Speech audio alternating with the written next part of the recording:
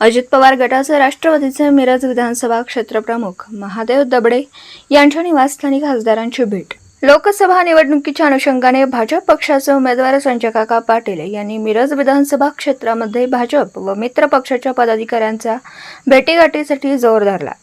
आज संजय काका पाटील यांनी राष्ट्रवादी अजित पवार गटाचे मिरज विधानसभा क्षेत्रप्रमुख महादेव दबडे यांच्यासह कार्यकर्त्यांची भेट घेतली।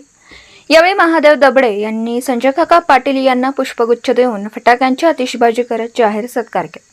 यावेळी भाजप पक्षाचे युवा नेते सुशांतदादा खाडे, मिरज विधानसभा क्षेत्रप्रमुख काकासाहेब धामणे, अरुण राजमाणे, किरण बंडगर, बेडक सरपंच उमेश पाटील यांच्यासह भाजप पक्षाचे पदाधिकारी तसेच राष्ट्रवादी अजित पवार गटाचे पदाधिकारी कार्यकर्ते उपस्थित होते।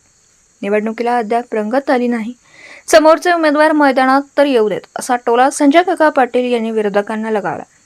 यावेळी 2.5 लाख मताधिक्य मिळेल असा विश्वासही संजय काका पाटील यांनी व्यक्त केला। भाजप मित्रपक्ष म्हणून अजितदादा पवार गटाचे मिरज तालुका प्रमुख महादेव दबडे यांनी मिरज विधानसभा क्षेत्रातून संजय काका पाटील यांना मताधिक्य देण्याचं आश्वासन यावेळी दिले।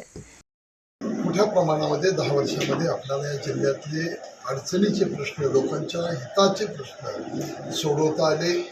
त्यामध्ये नॅशनल हायवे, दळणवळण, त्याच्यानंतर आपल्याला रेल्वेचं दुपदरीकरण, त्याच्या स्टाफ घेणं, त्याचं इलेक्ट्रिफिकेशन करणं आणि इरिगेशनच्या माध्यमातून खूप मोठ्या प्रमाणामध्ये आपल्याला या ठिकाणी फंड आणून ज्या अडचणीतले तालुके होते, ज्या तालुक्यातून ऊस तोडायला माणसं बाहेर जात होती, त्या तालुक्यामध्ये 7-8 TMC पाणी आपल्याला देता येतं।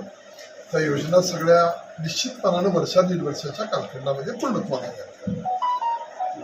निवडणुकीचं एक तंत्र आहे, ज्यावेळी लोक निवडणूक हातामध्ये घेतात त्यावेळी फार मोठं मताधिक्य आपल्याला या दृष्टिकोनातून मिळतं। या निवडणुकीमध्ये ही निवडणूक लोकांनी हातामध्ये घेतलेली आहे आणि या सगळ्या प्रकरणामध्ये आपण निश्चितपणानं